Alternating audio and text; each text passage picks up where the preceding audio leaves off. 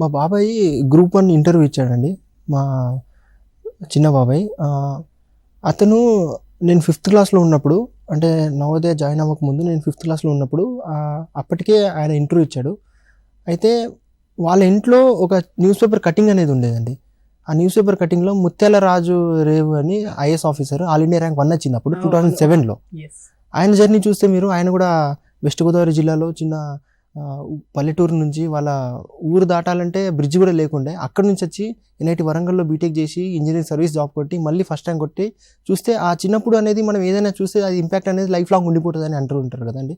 So అప్పుడు నేను 5th క్లాస్లో ఉన్నప్పుడు, అంటే అప్పుడు మైండ్ సెట్ అంతా ఎక్కువ లేకుండే, మన గ్రోత్ అనేది ఎక్కువ లేకుండే, కానీ ఆ ముత్యాల రాజు రేవు గారి స్టోరీ చూసి నాకు చాలా ఇన్స్పైరింగ్ అనిపించింది. అక్కడ నుంచి బీజం అనేది పడ్డదని నాకు అనిపిస్తుంది. మోరోవర్ మా బాబాయ్ స్ట్రగుల్ కూడా చూశానండి చాలా. ఇంక మా ఫాదర్ కూడా చెప్తూ ఉండేటోళ్ళు, ఇలా సూపరింటెండెంట్ ఆఫ్ పోలీస్ ఇలా చేస్తుంటారు, ఐఏఎస్ ఆఫీసర్ ఇలా చేస్తుంటారని వాళ్ళు చెప్పేటోళ్ళు. కానీ నేనేమంటానంటే, ఇలా మనం చూస్తుంటాము. మోరోవర్ ఈ మధ్య సోషల్ మీడియా వల్ల చాలా స్టోరీస్ అనేది ఏదైతే ఉన్నదో అన్కవర్డ్ స్టోరీస్ అనేది బయటికి వస్తున్నది.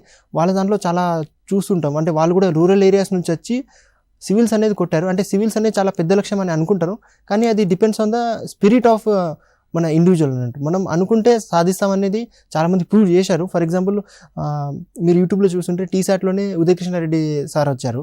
ఆయన కూడా కానిస్టేబుల్ నుంచి ఒక ఐపీఎస్ అవ్వడం అనేది చాలా చాలా ఇన్స్పైరింగ్ స్టోరీ. అంటే ఎవరైతే ప్రస్తుతానికి రూరల్ ఏరియాస్లో మనం ఆస్పిరేషన్స్ అనేది టీచర్, గవర్నమెంట్ టీచర్ అయినా అవ్వాలి, లేకుంటే పోలీస్ కానిస్టేబుల్ అయినా అవ్వాలని అక్కడి వరకు లిమిట్ అయిపోతాం.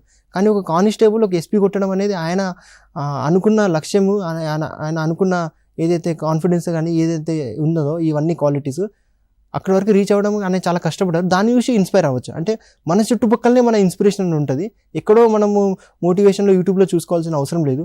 మా ఫ్రెండ్స్ కూడా చాలామంది ఉన్నారు, వాళ్ళు రూరల్ ఏరియా నుంచి వచ్చి ఇంకా ప్రిపేర్ అవుతూనే ఉన్నారు. ఇంటర్వ్యూస్ కూడా ఇచ్చారు వాళ్ళు. గ్రూప్ 1లో కూడా మన జాబ్ వచ్చింది. వాళ్ళని చూసి నేను మోటివేట్ అయ్యేటోని. సో ఇదొకటి చెప్పచ్చండి. అంటే రూరల్ ఏరియా, అర్బన్ ఏరియా అలాంటిది ఏం లేదు.